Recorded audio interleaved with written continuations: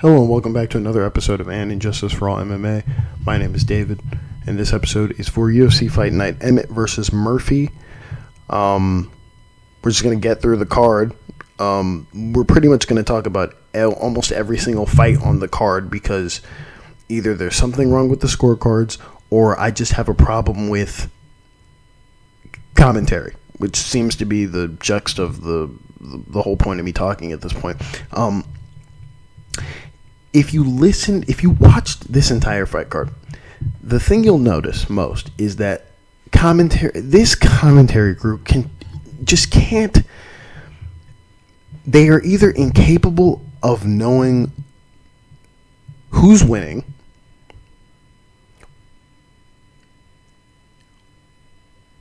I don't even know what to say. I'm really lost for. Hold on. Okay, let me think this through.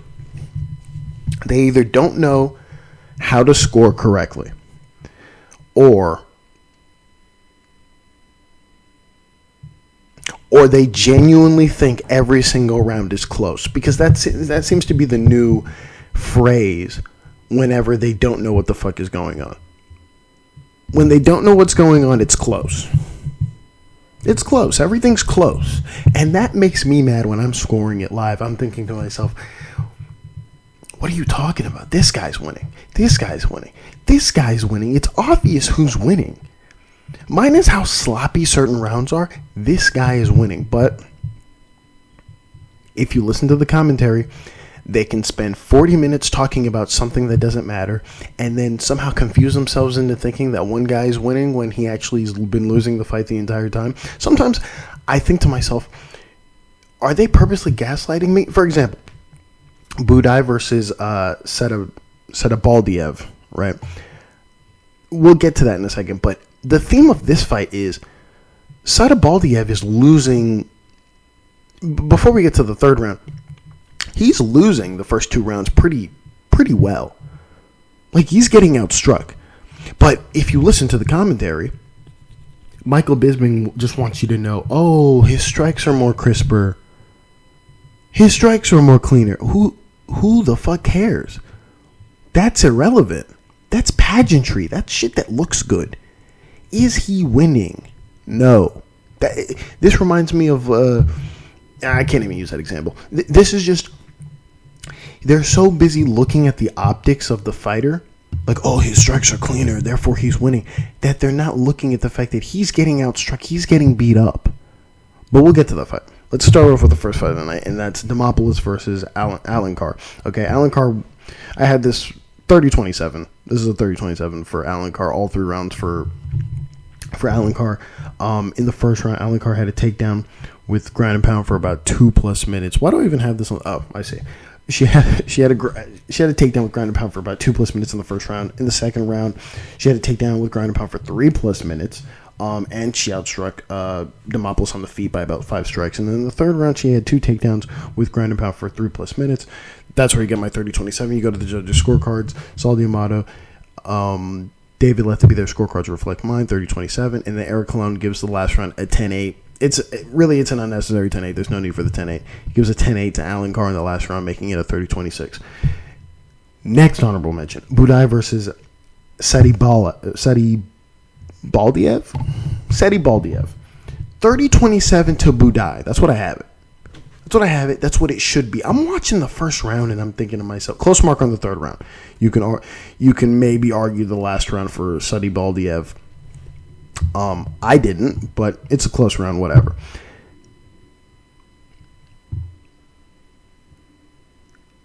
By the time we start this round, okay, you look at the odds and you realize, oh, this is one of those like lighter heavyweights that he's about to bulldoze through Buday. And I'm watching it with open eyes, and I'm like, okay, Buday's kind of outstriking him. It's the start of the round, so it doesn't matter.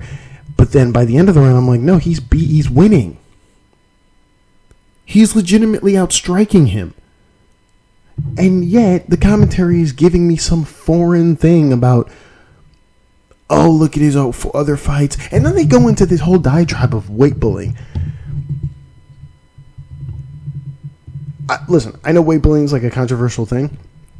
This is heavyweight. You're allowed to weight bully. It doesn't fucking matter.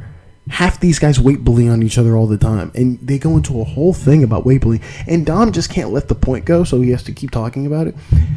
And Bisping always wants to argue with Dom, so he'll continue just yapping about it. There was no need for them to yap 40 minutes about weight bullying. Now, I'm not mad that they were yapping about weight bullying. I'm mad that they were so consumed about weight bullying that by the time they stopped talking, Bisping, being retarded, suddenly wakes up and he's like, "Oh yeah, by the way, Satybaldiev is he's winning the second round. He's winning this first round, right?" He literally asks somebody in commentary, right? He's like, "Am I sure on that?" Like, he just throws that up instead of just going, "Let me watch the rest of this round and determine who I think is doing very well." He just decides, "Oh no, this guy's winning because of the odds." Is that correct? Am I correct on that? And nobody corrects him. Only Fitzgerald, who I dislike but occasionally was okay, jumps in and goes, "Well, it's kind of close." He saves him with the "it's kind of close." All right. First round, Buday outstrikes Satybaldiev 15 plus strikes. Second round, he does the same. Third round, he outstrikes him. Okay. Third round, he outstrikes him. It's for sure he outstrikes him.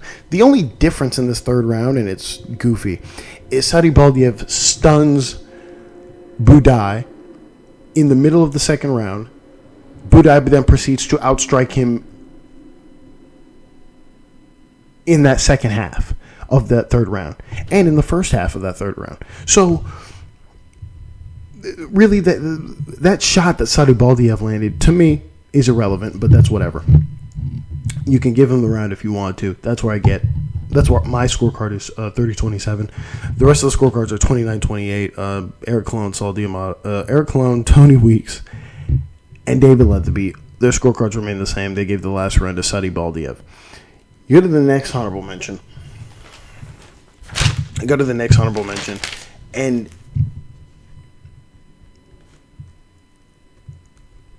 here we go. Next honorable mention. Henry versus Falcao. I had this 30-27. I put a close marker on the second round. Even while I was watching it, I was like, guys, we've scored this so many times. I put a close marker to be objective. I don't think Falcao won this second round. We've scored these type of rounds before, where some guy takes somebody down, but he's not doing the work. I mean, there's a lot of fights on this card where guys take people down and proceed to do nothing, and then they want credit for the takedown. The first round, Henry has a takedown. He outstrikes and he drops Falcao by about 10 plus strikes, okay? You go to the second round. Falcao has 3 takedowns. He has 3 takedowns, but he does nothing with these takedowns. Not only does he do nothing with the takedowns, Henry has about 2 reversals. He reverses almost all of the takedowns. Has ground and pound. Has good ground and pound. They keep yelling damage. They keep talking about damage. This is the only damage you can speak of. And he outstrikes Falcao on the feet. This round belongs to him. The only reason why it's close is because he took him down 3 times. But he did nothing with those takedowns. You go to the third round. Both of them had a takedown. But Henry outstrikes Falcao, again, everywhere. On the feet, on the ground, by about 15 plus strikes. And then that's where you get my scorecard of 30-27. This is a 30-27. But for some reason, we had to mark this 29-28. There's no need for that. It shouldn't be a 29-28. You go to the judges' scorecards. Ben Cartlidge, Junichiro Kamijo, and Chris Liebman, all their scorecards reflect the same 29-28 to Victor Henry. They gave the second round to Falcao. You go to the third round.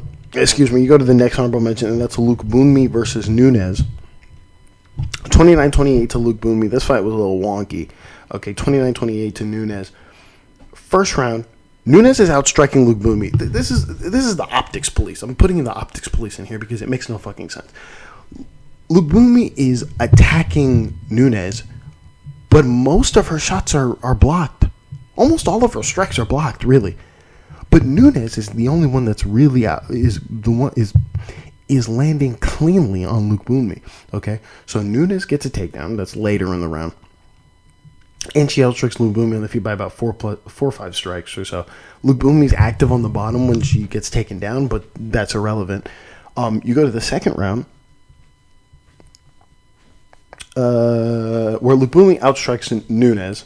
That's clear. I don't have the numbers for you there. And then the third round, Lookboonmee has 2 takedowns with ground and pound for about 3+ minutes. So that's where you get my 29-28. You go to the judges' scorecards, and if I remember correctly, they're a little all over the place. Yeah, all 3 judges, and they did this in the main event too. Chris Lieben, Saul D'Amato, Eric Klum, these are their scorecards.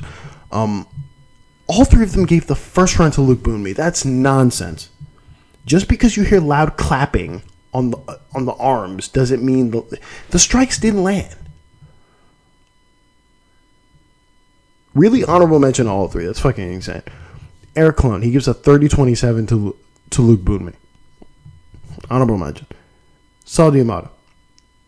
First round to Lookboonmee. Second round to Nunes. Nunes got outstruck clear in the second round. Second round to Nunes. Last round to Lookboonmee. Honorable mention. Chris Lee. His scorecard reflects Saul D'Amato. Honorable mention. Chris Lieben, excuse me, not Chris Lee. Just wonky scorecards. Stupid wonky scorecards. Next honorable mention. Okay. McKee versus I think it's Frunza. I'm gonna say Frunza. I had a 10-8 for McKee in the first round. It ended up being a TKO in the second round. Or it ended up being a TKO, not in the second round, but the doctors kind of stopped it before the second round started. In that first round, McKee dropped him 4 times. They counted 3, but if the fence isn't there, it's a drop. It's 4. He dropped him 4 times. He dropped him 4 times, and as I'm watching it, I'm like, oh my god, is McKee going to lose this fight because he's got Frunza slowly coming back, but he's not coming back in the sense that he's winning. He's coming back in the sense that he's still there, throwing strikes, landing strikes efficiently, and McKee's still taking them on the chin somehow. He gets dropped 4 times. Frunza gets dropped 4 times. And in my head, I'm thinking to myself, this is a 10-8. This is a clear 10-8. This is the clearest. First of all, he gets dropped once. He gets dropped twice. I'm like, okay, we got to see what the rest of the round. He gets dropped 3 times. I'm like, oh, this is a 10-8. He got dropped 3 times. Then he got dropped a 4th time. I'm like, oh, this is a secure 10-8. Junichiro Kamiya is the only one who doesn't give a 10-8. He gives a 10-9 to McKee. Honorable mention there. That's a 10-8. He gets dropped 4 times in a row, like 4 times in the round. So yeah, that's an interesting one.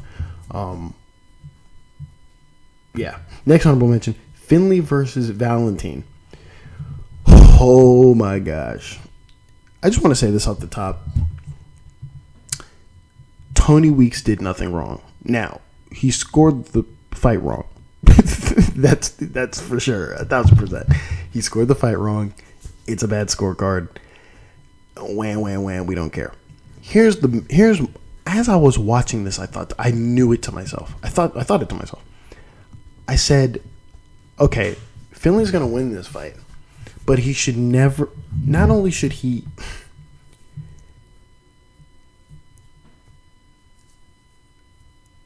But Finley won this fight.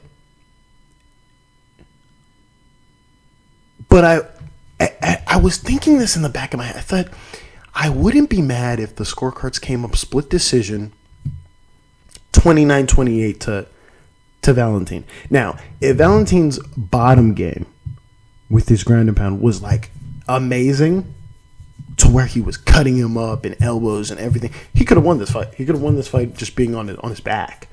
Problem was he did all that when it came down to the third round and later into the second round. If he had started that in the second round, we could argue the fight for him. Problem is, you can't argue the fight for him at all. Now, here's the problem. Tony Weeks gives him a 30-27 based off the fact that Finley did absolutely nothing with the takedowns. I mean, I never wanted to stress this point out even more. When he took him down immediately, I was like, oh, is he going to land some strikes? Is he going to do any submissions? Not only does he land no strikes, he doesn't attempt any submissions. No submissions are attempted. No strikes are landed on the bottom. The only strikes that are landed on the bottom or attempted submissions are from Valentin. And from that moment, I just realized, oh my gosh, this is gonna be a problem. Like, if a guy fought Finley from the bottom, well and effectively, they could steal a fight from him. Let's go to my scorecards. It's a split decision. Shouldn't have been. That's terrible, but it's a split decision. First 2 rounds for Finley, last round for Valentin, 29-28 to Finley. You start off in the first round. Okay, Finley had 5 takedowns. You can't argue this. Finley had 5 takedowns, and I put very little to no ground and pound. I really should have put no ground and pound, but it's very little to no ground and pound. Valentin was slightly active in between. When I say he's slightly active in between, he's active on the bottom, and he was active in the clinch. When Finley was trying to take him down all those many times, he's active. He's punching him. Now, if those strikes were heavy, like, Curtis Blades Almeida strikes in the clinch, then we're probably looking at a Valentin win. Problem is that wasn't the case. He took him down so many times that those strikes are kind of irrelevant. You go to the second round where Finley had a takedown with no ground and pound for 4 minutes. He gets a takedown and he just remains he stays on top of him for the entire round. 0 ground and pound. Valentin again was slightly active in between. On the cage, he landed those shots to the head of Finley in between. Slightly active on the bottom, but just if he had just been a tornado and just kept it going, you maybe could have argued the round for him. Again, you can't. You go to the third round where in the fourth round is the big difference. Finley has a takedown, but he got outstruck by Valentin. Valentin, this time, he's tremendously active. He's active throughout the entire round. Even when he gets taken down, he's active on the ground. In between, on the fence, he's active. He's active everywhere. He's active on the feet. He's outstriking him everywhere they went. Valentin outstruck Finley. You go to the judges' scorecards, and I think I've already explained it. Tony Weeks, 30-27 to Valentin. Terrible scorecard. Junichiro Kamijo and Ben Carlos, their scorecards reflect mine. 29-28 to Finley, first 2 rounds. Yeah. Just an absolute shit show of a...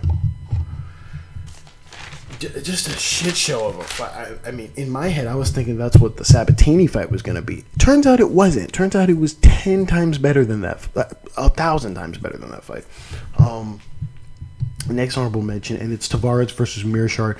I had this 29-28 to Tavares. Close marker on the third round. Okay. First 2 rounds to Tavares. Last round to Meerschaert. I don't know if I can find it. I think I found it. Yes, I found it. In the first round, Tavares outstruck Meerschaert by about 4 strikes. Second round, he outstruck Meerschaert by about 2 strikes. He also had the more heavier strikes. The strikes were close, in my opinion, between the two. The only difference is that Tavares is outstriking him clear, but in the second round, he outstruck him. He had the more heavier strikes in the second round. And then the third round, it's close on strikes with the edge to Meerschaert. Meerschaert is a lot more active. The strikes are close. I couldn't wrangle them for you, but the strikes are close. Meerschaert is pushing. He's pushing. He's more active. And so I give the round to him. You go to the judges' scorecards. All 3 judges' scorecards reflect mine. Saul D'Amato, Junichiro Kamijo, David Lethaby all have it 29-28 to Tavares.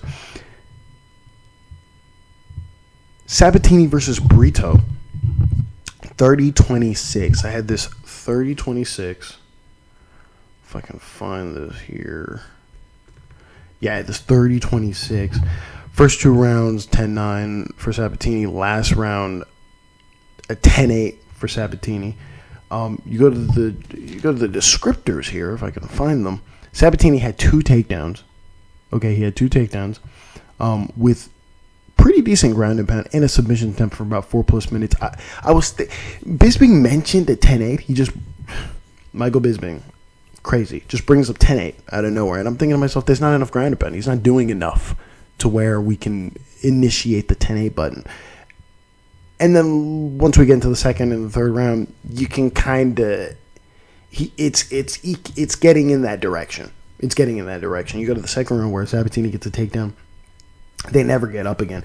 Sabatini gets a takedown with ground and pound for about 4+ minutes, possible 10-8. I didn't give it 10-8. Third round, Sabatini gets a takedown with ground and pound for 4+ minutes. This time it's just constant ground and pound for 4+ minutes. Possible 10-8. I gave it 10-8 in this round. That's where you get my 30-26. You go to the judges' scorecards. David Letby has a 30-27. Chris Lieben has a 30-26. He gives the 10-8 in the second round. And then Saul Diamante, his scorecard reflects mine. He gives a 10-8 in that very last round. So there you have it on that. Then you go to the main event. The main event. It's a close main event. It's 2-2. I can see it being 2-2. No. The fuck are we scoring, dude? Emmett versus Murphy. This is a 50-45. This is a 50-45 that no one will care. This isn't like a Fight Island 50-45 or like I can't remember the last 50-45, but this is a 50-45 that some people will probably say, no, it's a 48-47 or a 49-46. All I know is this. It's not a split decision, and Emmett didn't win. That's what I know. The closest thing you can find is a 48-47, and I don't even agree with that.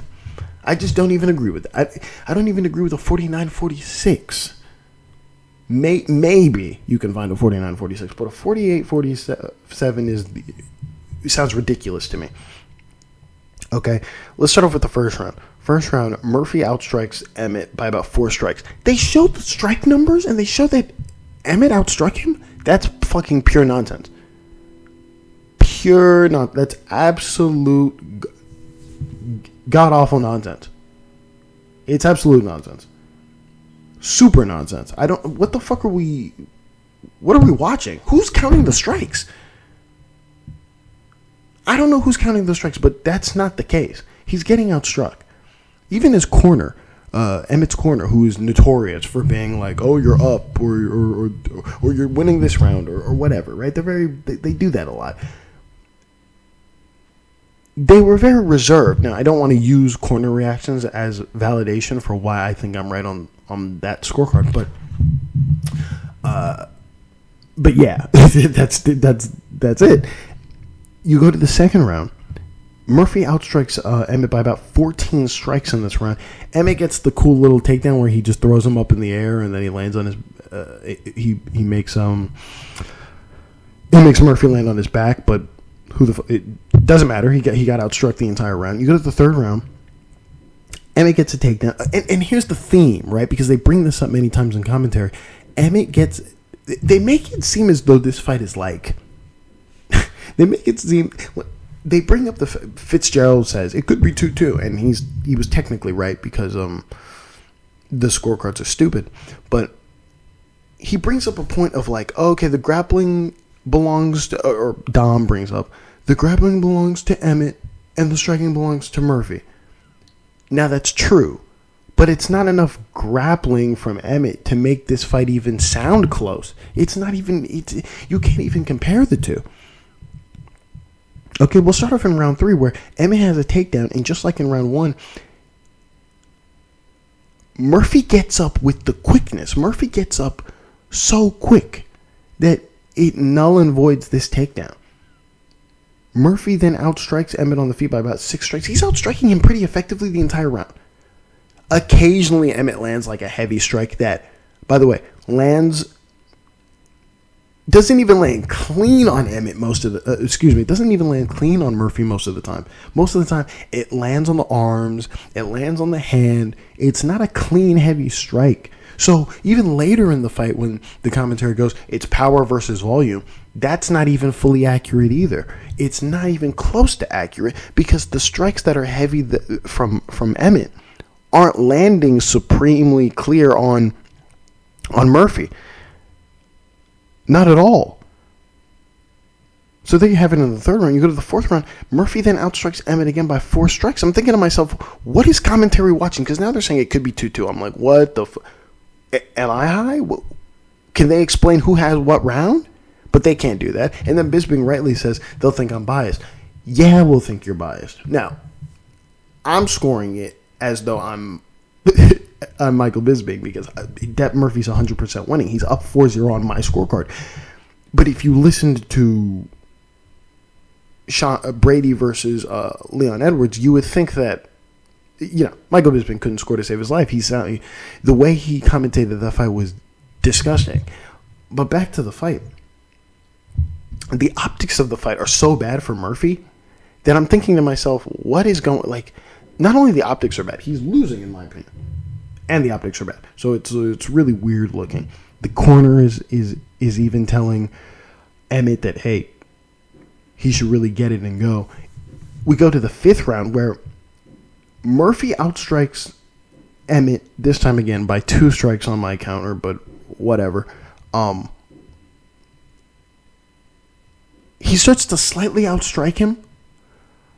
Emmett starts to slightly outstrike Murphy later in the 2nd round, but then, boom, Murphy lands a heavy strike on Emmett that sends him not tumbling. He doesn't really drop him. His hand touches the ground, but he stumbles backwards, right?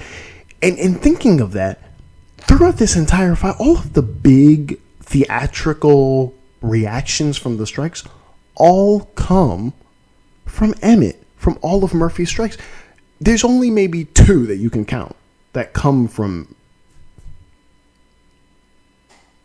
Murphy. There's only 2 reactions, and most of them he's guarded up and closed off. So it's just another one of these fights where I'm thinking to myself, how the fuck was this fight even close on the scorecards? It wasn't, and it shouldn't have been. Coupled with the fact that we had a super biased Apex crowd who got shipped in from California because they're in Vegas, and California's basically next door. It's gross. It's stupid, and it's another reason why these niggas should not be in the Apex. They should be gone somewhere. They should be gone somewhere. I have a 50-45 for Murphy. Objectively, that's the correct scorecard. Okay. But I can't. I'll dissect these other ones. Every scorecard from the judges are different. Saul Diamante has 48-47. He gives the first round to Murphy. Listen, the strike numbers show something. I won't say anything. I think that's stupid, but I won't say anything. He gives the last round to Emmett. Emmett got hit with the big shot, and he got outstruck. Honorable mention. That's a terrible scorecard. Okay. He has a 48-47 for Murphy. Eric Colon has a 49-46 for Murphy. He gives the first round to Emmett. I won't complain about that. Whatever. Ben Cartledge gives the first round to Emmett. Won't complain. Gives the second round to Murphy. Gives the third round to Emmett. I'm looking at my scorecard here. Gives the third round to Emmett. Emmett has a takedown. And he gets outstruck by Murphy on the feet by about 6. No. Just no. It's a stupid scorecard there. Honorable mention. And then he gives the last 2 rounds to Murphy. It's ridiculous. But if we were to look at this for 3 rounds, this is another thing. They were saying 2-2 into the 5th. And I was thinking to myself, fuck no. Obviously. You saw my scorecard.